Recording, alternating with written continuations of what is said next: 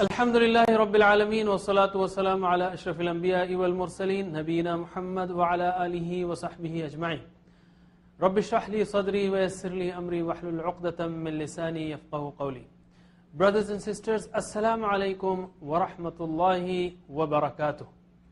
I welcome you to our course Understand Quran and Salah the Easy Way. We will study lesson number 7 today, in which we will learn how to learn. We will learn how to learn and also some supplications related to that. By the end of this lesson, we will learn 49 words which occur in the Quran almost 24,490 times. Very precious. Each lesson, each word is precious, so don't go away from the middle. In the last class, we learned that Allah subhanahu wa ta'ala said, وَلَقَدْ يَسَّرْنَا الْقُرْآنَ لِلذِّكْرِ. We have indeed made Quran very easy to understand and remember. And also not only easy, but it is the best, as told by the Prophet sallallahu alaihi wasallam, who said, خَيْرُكُمْ مَنْ تَعَلَّمَ الْقُرْآنَ وَعَلَّمَ. The best of you is the one who learns the Quran and teaches it. So we made our intention. This is the first step. إِنَّمَا الْأَعْمَالُ بِالنِّيَّاتِ. Actions are only based on intentions, or based only on intentions, or actions are nothing but, or rewarded on nothing but on intentions. Innama, only. In this one, we will mention some steps on how to learn. First thing is pray to Allah subhanahu wa ta'ala. Rabbi zidni ilma. Rabbi means, oh my Lord. Rabb is the one who takes care of us and helps us grow. Who takes care of us and helps us grow. In every sense of the word, by arranging the whole universe to serve us. And inside us there are millions and billions of cells. He is taking care of each of the cell, and He is feeding us not only every cell, but every second. He is feeding us oxygen. You see, without oxygen we cannot survive. So Rabbi, oh my Rabb, zidni. Zid is to increase. Zid is increase. Ni, me. Zid, increase. Ziyada, ni, me. Ilma, in knowledge. Ilma means in knowledge. Rabbi zidni ilma. This prayer, this dua was taught to the Prophet sallallahu alaihi wasallam, as Quran says, وَلَا تَعْجَلْ بِالْقُرْآنِ مِنْ قَبْلِ أَنْ يُقْضَى إِلَيْكَ وَحْيُهُ وَقُلْ رَبِّ زِدْنِي عِلْمًا. Okay, so the Prophet ﷺ, when the Jibreel ﷺ used to come, was very eager to learn and memorize whatever was given to him in the form of wahi. So Allah subhanahu wa ta'ala said, don't hasten before the Quran is completed to you, and before the wahi is completed to you, and say, Rabbi zidni ilma. That's the approximate translation.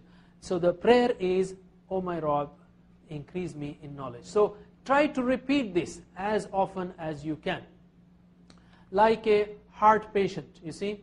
By the way, there are some people who say, you know what, whatever you know, just practice. There's no need to know more. Just whatever you know, just practice.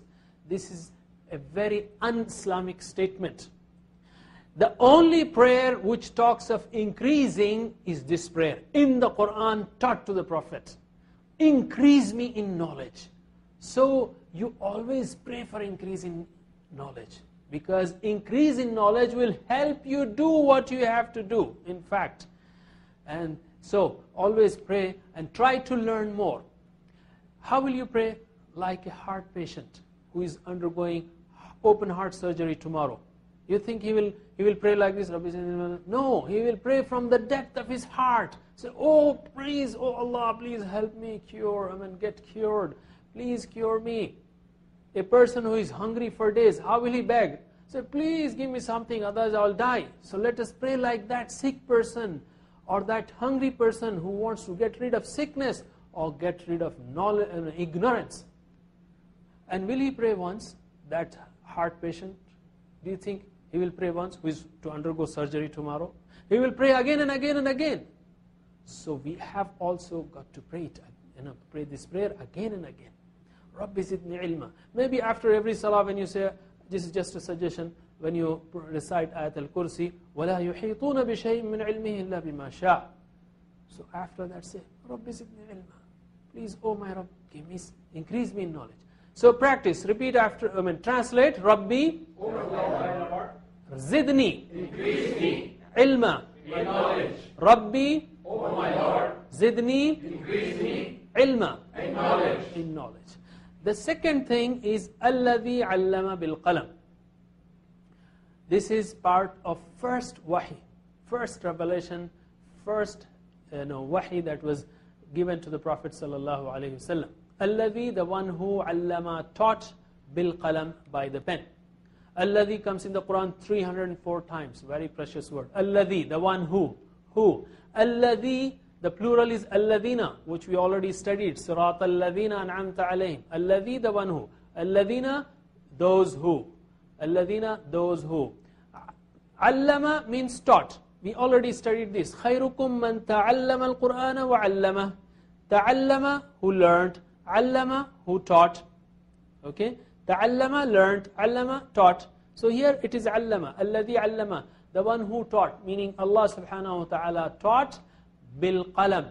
Bi is by, al qalam, the pen. Bil qalam, by the pen. Who taught by the pen. Okay? Alladhi 'allama bil qalam.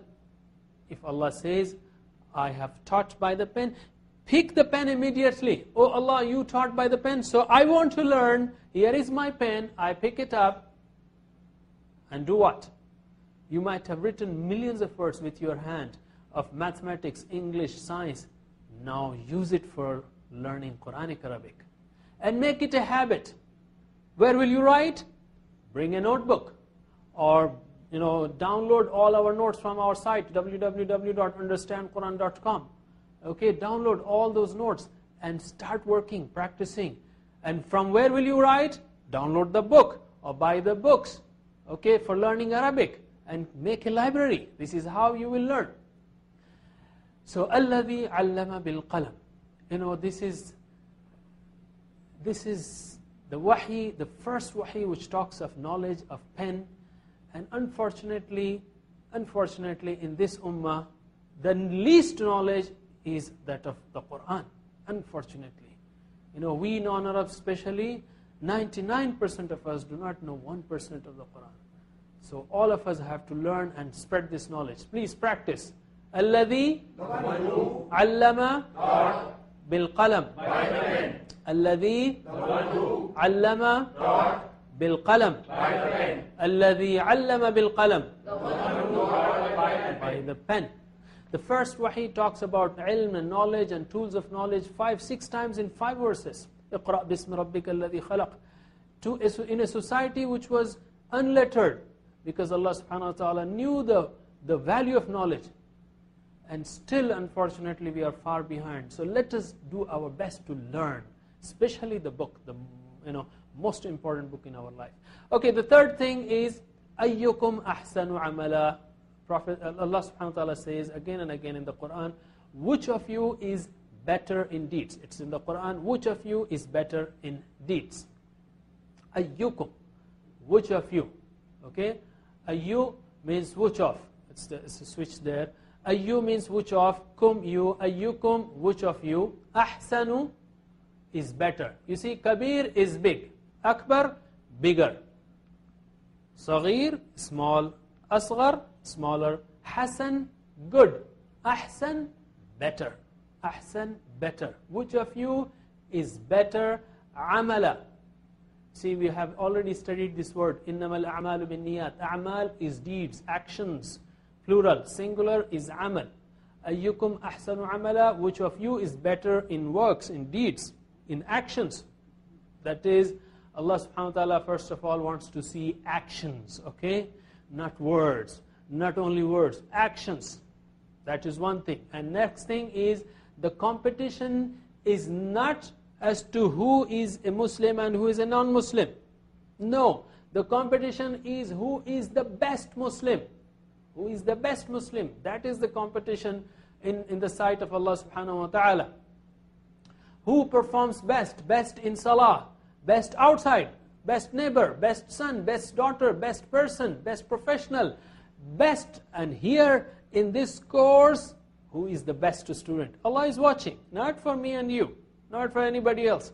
Allah is watching right now, and He wants to see who is the best student, who will take care of all the notes and everything, practice and learn the Quran the best way. Ayyukum ahsanu amala. Okay?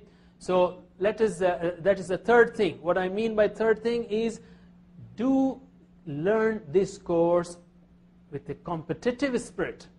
You have to perform the best way, excel, do everything to learn the Quran in the best way. So practice. Ayyukum Which of you ahsanu is better amala. in deeds? Ayyukum Which of you ahsanu is better amala. in deeds? Ayyukum ahsanu amala. Which of you is better in deeds? Which of you is better in deeds? Okay, this is the competition in the sight of Allah. So shaitan is ready with his arsenal, all his weapons now. You have started learning the Quran, that is disaster for him. He has kept us non-Arabs, the Ummah, away from the Quran for the past 200-300 years. To such a level, he is so successful that 99% of us do not know 1% of the Quran, and still now in schools Quran is not taught. This is even worse. It's still now we have not realized. So shaitan does not want this. Okay? He is burning with rage. He will stop you with every possible way he can. So angels are ready with their pens. Shaitan is ready to distract you, to stop this learning. So a very special competition has begun. Are you ready? Pray to Allah subhanahu wa ta'ala, Rabbi zidni ilma. Pray for the tawfiq that He helps you continue this. Don't discontinue, okay? And download the notes, download the textbook, and start working, start listening. Repeatedly listen, so inshallah you will learn. Maybe in the first watching you may not. Repeatedly watch it, and you will learn it inshallah. We'll take a break, brothers and sisters, and we'll be back after the break with grammar. Assalamu alaikum wa rahmatullahi wa barakatuh. Assalamu alaikum, brothers and sisters. Welcome back. Inshallah, we'll continue with 7th lesson, in which we will learn some grammar. And remember, we are doing it through TPI, that is total physical interaction. You're watching us, you're listening, and you're of course thinking, understanding, but please repeat with us and also show the way I show when I repeat those verbs of different forms. So we have learned huwa, hum, anta, antum, ana, nahnu. Okay, that is well learned. Just for 1 minute, let us repeat or let's practice it. Can you translate? Huwa, he, hum, they, anta, You. antum, You all. ana, I. nahnu. We. Repeat after me. Huwa, hum. Repeat after me in Arabic. Huwa, hum. Huwa. Hum. Anta, antum. Anta. Antum. Ana, nahnu. Ana. Nahnu. MashaAllah. And also we have learned Rabbuhu, Rabbuhum, Rabbuka, Rabbukum, Rabbi, Rabbuna. That is his, their, your, my, and our. And also Rabbuha, her. So can you translate Rabbuhu, his Rabb? His Rabb. Rabbuhum, Rabb. Rabbuka, Your Rabb. Rabbukum, Your Rabb. Rabbi, My Rabb. Rabbuna, Our Rabb. MashaAllah. And Rabbuha, her Rabb. Repeat after me in Arabic. Rabbuhu, Rabbuhum, Rabbuhu. Rabbuhum. Rabbuka, Rabbukum, Rabbuka. Rabbukum. Rabbi, Rabbuna, Rabbi. Rabbuna. MashaAllah. And also we have noted, earlier that there are 3 types of words in Arabic language. The first is ism or noun, which represents names and attributes. And the second type is verb, which tells us about an action. And the third type is letter. It's called harf, translated as letter, even though it is made of more than one letter. So third type is letter or harf, which joins nouns and or verbs. And we have learned different letters like la, min, an, ma'a, bi, fi, ala, and ila. So let us just revise these letters because they're very important. These 8 letters have come in the Quran with hu, hum, ka, kum, i, na, and ha almost 10,000 times. So let us learn it thoroughly. I told you that to remember the meanings of these letters, of prepositions and also ma'a, which is not a preposition. But these letters, you have to remember them through examples. So what is the meaning of la and li? For. Can you answer me? What's the meaning of la and li? For. And the example, lakum dinukum waliyadin. Very good. What's the meaning of min? From. Example, I take refuge in Allah from shaitan, the outcast. An means with. Example, radiyallahu anhu, may Allah be pleased with him. Ma'a means with. Example, inna Allah ma'a sabirin, indeed Allah is with those who are patient. So let us repeat that 2-3 times so we learn it thoroughly. La and li means for. Example, lakum dinukum waliyadin. Min means from. Example, an means with. Example, ma'a means with. Example, inna Allah ma'a sabirin. Again, la and li means for. Example, lakum dinukum waliyadin. Min means from. Example, an means with. Example, ma'a means with. Example, inna Allah ma'a sabirin. Now can you just tell me the meanings? La and li means for. Min, from. An, with. Ma'a, with. Again, la and li, min, from. An, with. Ma'a, with. Last time, la and li, for. Min, from. An, ma'a. I can take an example. Let's go backwards. Okay, ma'a means with. An means min, from. La and li, for. MashaAllah. And you can do a lot of these exercises to learn it thoroughly. And learn all those meanings thoroughly. We have learned 4 more prepositions also. Bi, fi, ala, and ila. But before we go there, these 4 prepositions that we just practiced, or 3 prepositions plus ma'a, that we just practiced, have come in the Quran almost 5,000 times, which are listed here. Lahu, lahum, laka, lakum, li, lana, for him, for them, for you, for you. And similarly, minhu, minhum, minka, minkum, minni, minna, anhu, anhum, anka, ankum, anni, anna, ma'ahu, ma'ahum, ma'aka, ma'akum, ma'i, ma'ana, and laha, minha, anha, ma'aha. So we come to next 4. These are prepositions, bi, fi, ala, and ila. Let us remember their meanings and examples. Bi means in. Bi means in. There's a mistake there. Bi means in. Example, Bismillah. Fi means in. Example, fi sabilillah.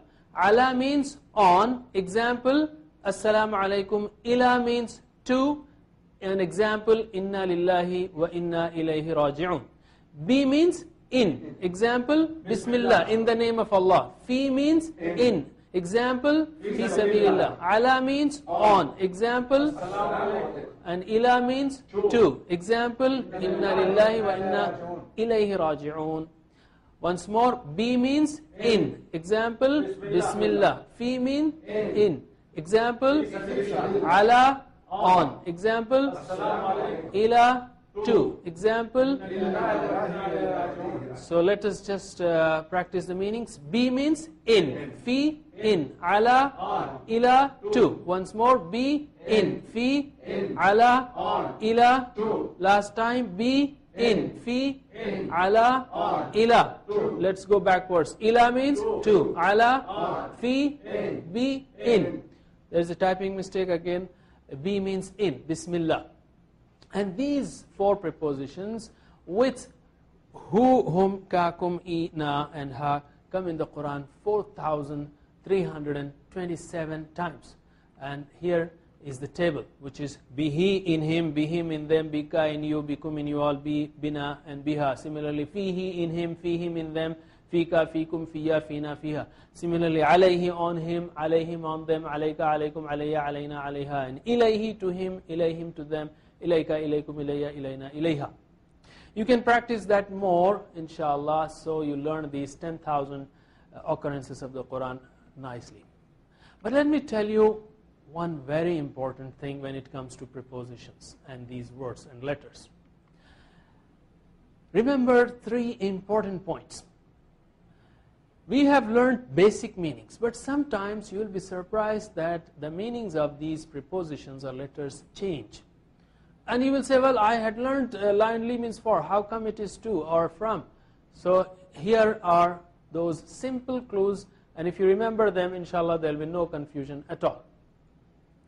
First thing is, different languages use different prepositions. For example, if I say amantu billah, I will translate it in Arabic, in English, as I believed in Allah, or in Urdu as my Allah par iman laya. Par means on in Urdu, and in means, of course you know in, and bi means in or with.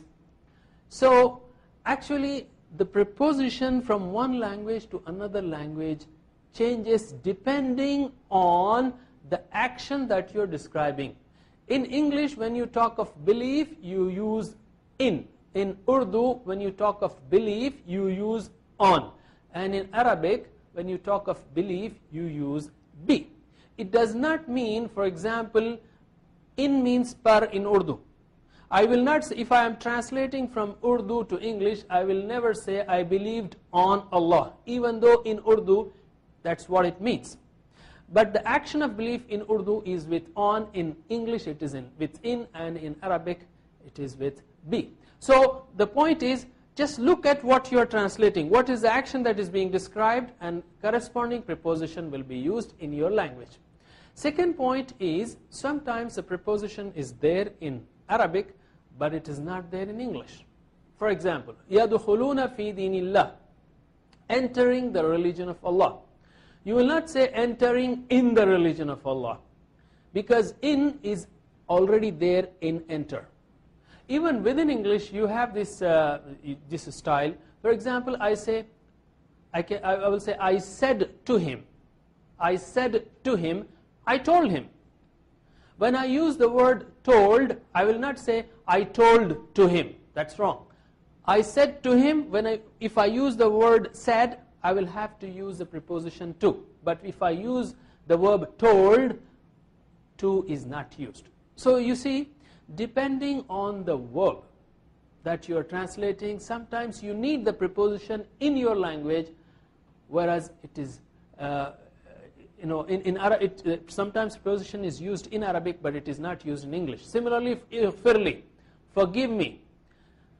You will not translate it as forgive for me, because the word for is already there inside that word or verb forgive.